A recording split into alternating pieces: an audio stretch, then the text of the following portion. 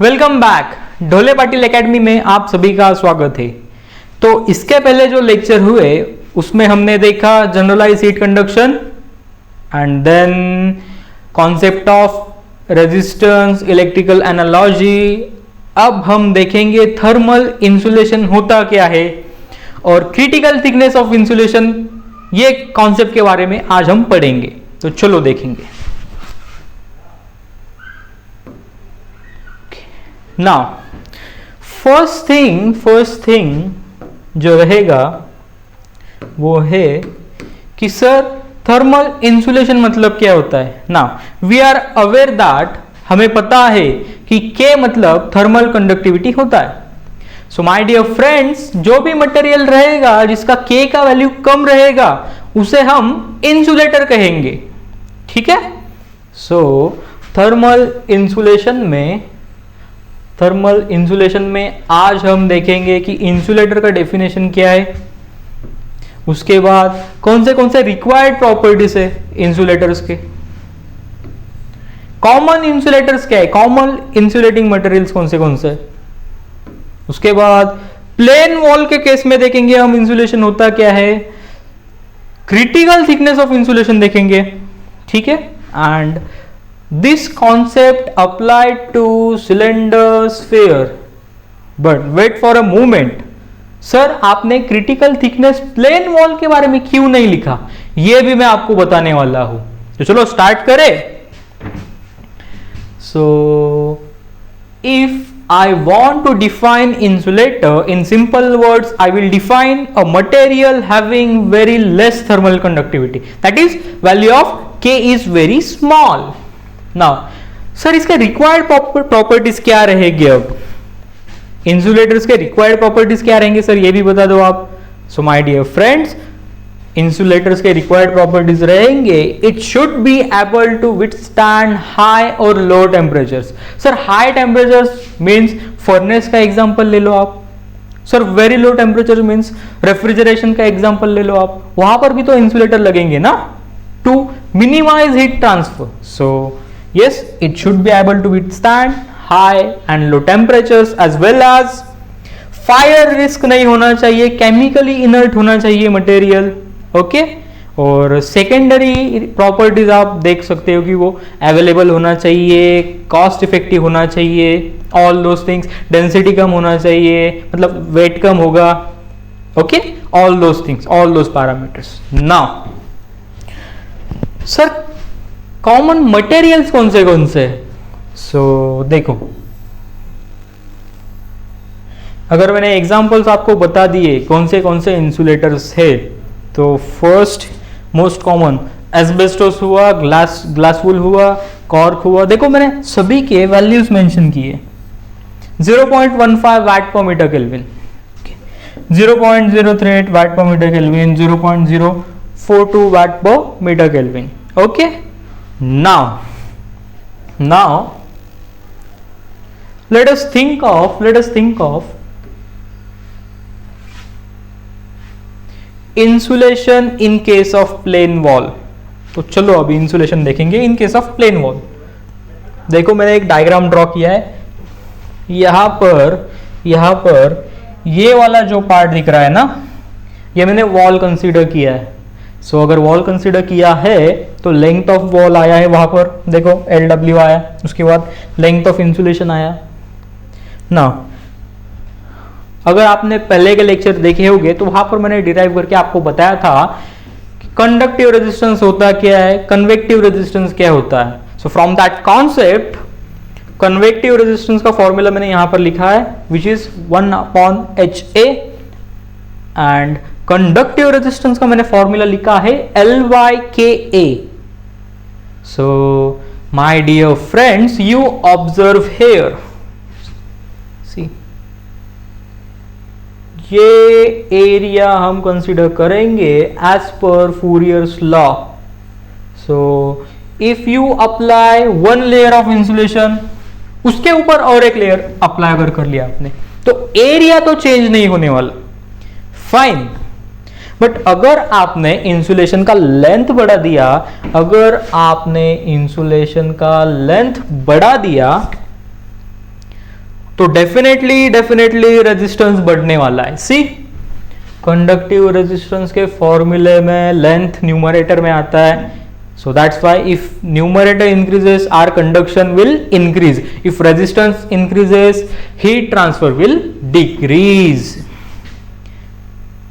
so यहां पर एक चीज नोट करो, यहां पर एक लेयर दिया है ना ऐसा, और एक लेयर मैंने अगर ऐड किया, इफेक्ट इस टर्म पे आएगा, इफेक्ट कंडक्टिव रेजिस्टेंस पे आएगा, कन्वेक्टिव रेजिस्टेंस पे कुछ नहीं आएगा, कांस्टेंट रहेगा, कांस्टेंट। तो देखो हमें पता है टोटल रेजिस्टेंस मतलब क्या होता है, convective resistance plus conductive resistance. Now convective resistance is constant because area कुछ चेंज नहीं हो रहा और एच का वैल्यू नहीं बदलेगा, फ्लूइड की प्रॉपर्टी नहीं है वो, एच मतलब कोई प्रॉपर्टी नहीं होती तो एच का वैल्यू भी नहीं बदलेगा। नाउ कंडक्टिव रेजिस्टेंस अगर आपने देखा तो कंडक्टिव रेजिस्टेंस चेंज हो रहा है, that to increasing, so total resistance increase हो रहा है। मींस जैसे आपने इंसुलेशन के लेयर बढ़ाए वैसे रेजिस्टेंस इंक्रीज ही होगा। That's why we don't have critical thickness of insulation in case of plane wall, because in case of plain wall resistance goes on increasing as you increase layer of insulation। देखो first circuit में मैंने बताया आपको R total without insulation which is convective outside plus conduction of wall। now R total with insulation क्या है, देखो ये insulation वाला टर्म ऐड हो गया है। अगर ये इंसुलेशन वाला टर्म ऐड हो गया है, so you tell me if I consider this one this two, so definitely ये टर्म ज्यादा होगा, ये टर्म ज्यादा होगा। ओके नाउ अब सेम इंसुलेशन का ही केस देखेंगे हम, but for cylinder. So critical thickness of insulation सबसे पहले, ठीक है, उसके बारे में बात कर लेते पहले। जैसे कि हमने बताया यहाँ पर, अब ये फॉर्मूला आप ध्यान से देखो, प्लेन वॉल के केस में ये फॉर्मूला था, मैंने आपको प्लेन वॉल का एक्सप्लेन कर दिया है कि जैसे कि आर कंडक्शन इंक्रीज हो रहा है, that's why critical thickness of insulation is not used. But in case of cylinder ये रेजिस्टेंस का फॉर्मूला होता है सिलेंडर का। ओके नाउ अब यहां पर ध्यान देना आपको, यहां पर वैरी करने वाला पैरामीटर कौन सा, देखो दो रेडियस है, एक इनर रेडियस है इंसुलेशन का सिलेंडर के लिए। सपोज दिस इज वायर और इस पे आप इंसुलेशन दे रहे हो, तो इंसुलेशन का इनर रेडियस तो फिक्स हो गया which is equal to diameter of that particular wire. तो इंसुलेशन का एक ही पैरामीटर जो आप चेंज कर सकते हो that is outer radius.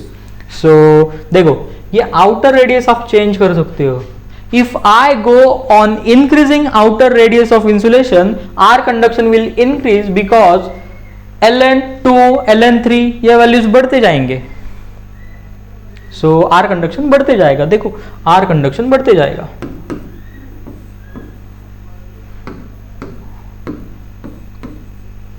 But R convection, क्योंकि आर ओ बढ़ रहा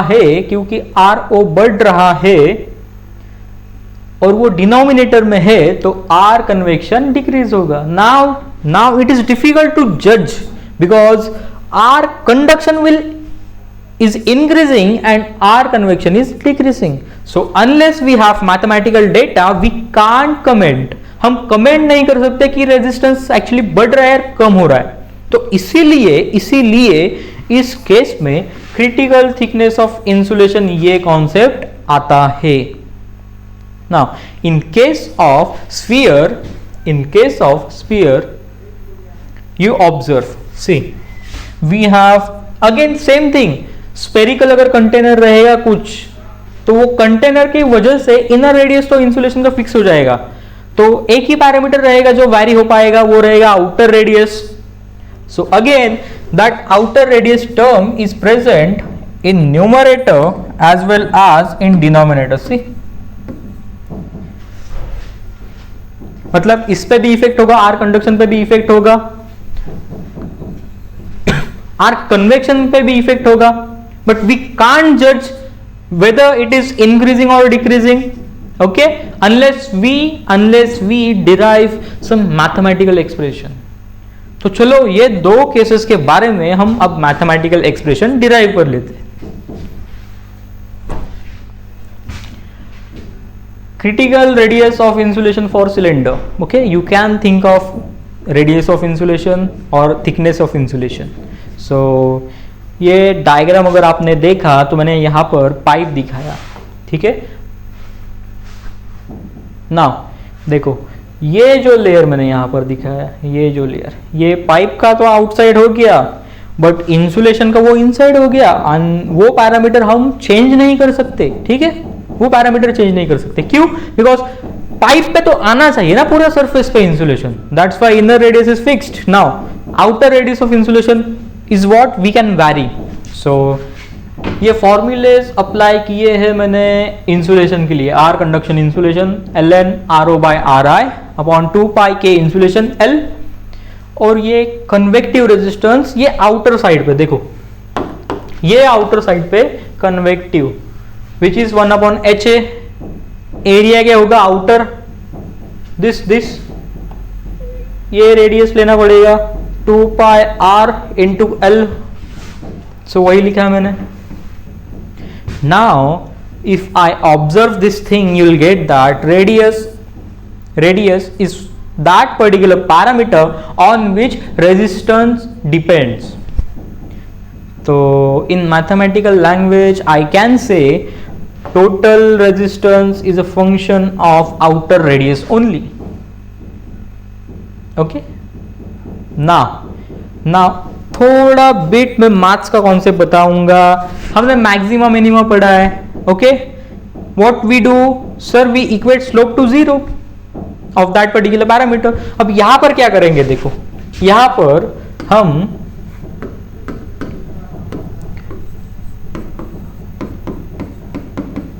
को डिफरेंशिएट कर देंगे, डी उससे जीरो को इक्वेट कर देंगे, ठीक है, ये करने वाले हैं हम. तो चलो आर टोटल का एक्सप्रेशन यहां पर दिखा है तो वो ऐड कर लेते हैं, डिफरेंशिएट कर लेंगे.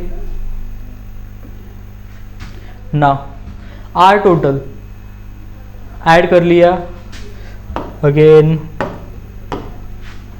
अब चलो डिफरेंशिएट कर लेते हैं. तो दोनों साइड में मैंने हर एक टर्म का मैंने डिफरेंशिएशन ले लिया है with respect to outer radius.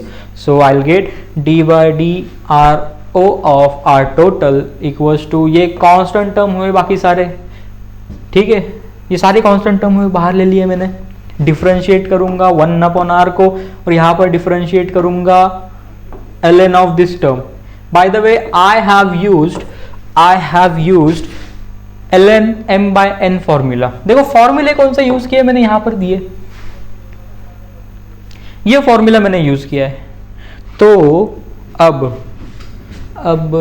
जब हम ये सिंप्लीफाई करेंगे, common terms left hand side में लेके जाएंगे, so we'll get radius of insulation equals to ratio of two parameters. Okay, that is thermal conductivity of insulation and convective heat transfer coefficient of the fluid which is present outside. So my dear friends, this radius will be called as critical radius of insulation. And why we call that particular radius as critical radius of insulation, we will discuss that. So let us move. देखो significance क्या है, ये radius का significance होता क्या है. अगर मैंने ग्राफ प्लॉट किया Q on y axis and outer radius on x axis, so my dear friends, this point, this is critical radius. ये रेडियस मतलब रहेगा के इंसुलेशन बाय h. यहां पर आपको देखो हीट ट्रांसफर कैसा मिल रहा है, मैक्सिमम मिल रहा है. समझ रहा है? आपको हीट ट्रांसफर यहाँ पर मैक्सिमम मिल रहा है, and that's why we take care of that critical radius of insulation. Okay, now मतलब रेजिस्टेंस मिनिमम होगा, हीट ट्रांसफर मैक्सिमम होगा, रेजिस्टेंस मैक्सिमम होगा, हीट ट्रांसफर मिनिमम होगा. अब क्रिटिकल रेडियस ऑफ इंसुलेशन देखेंगे फॉर स्फीयर. देखो मैंने डायग्राम ड्रॉ कर लिया है, इनर रेडियस दिखाया, आउटर रेडियस दिखाया. ओके, ये इंसुलेशन है, ये वाला इंसुलेशन है, अंदर वाला स्फेरिकल कंटेनर रहेगा, ये वाला इंसुलेशन है. तो आर कंडक्शन का फॉर्मूला आपको पता ही है, outer radius minus inner radius upon 4 pi के insulation R O R I. अगर ये आपको कैसे आया ये पता करना है, प्लीज मेरा वीडियो देख लो इलेक्ट्रिकल एनालॉजी पे, वहां पर मैंने डिराइव करके बताया एक्सप्रेशन कैसे आता है. And you know this expression 1/HA. A is total surface area, यहां पर टोटल सरफेस एरिया कंसिडर किया है, ठीक है, of sphere which is 4 pi R square. Now again R total is a function of outer radius, so we will differentiate with respect to outer radius. So let us have a look. See, R total के लिए expression लिखा, उसके बाद differentiate करेंगे ये expression को with respect to outer radius. We will equate that particular thing to 0 and then we will do simplification. अब ये सिंप्लीफिकेशन वाली बात है, देखो जरा, यहाँ पर कांस्टेंट टर्म मैंने बाहर ले ली है, आर ओ है ना, यहाँ पर आर ओ है, यहाँ पर आर ओ है, तो डिफरेंशिएट कर लेते हैं इसे. चलो डिफरेंशिएट कर लिया मैंने, देखो यहाँ पर डिनोमिनेटर सेपरेट ले लिया, यहाँ पर 1/x का k/x का लिखो, डिफरेंशिएशन क्या आता है with respect to x, minus k/x². तो वो फॉर्मूला यहाँ पर लगा दिया है, और यहाँ पर ये वाला फॉर्मूला लगा दिया है. अब कॉमन टर्म लेंगे, सिंप्लीफाई करेंगे, सो विल गेट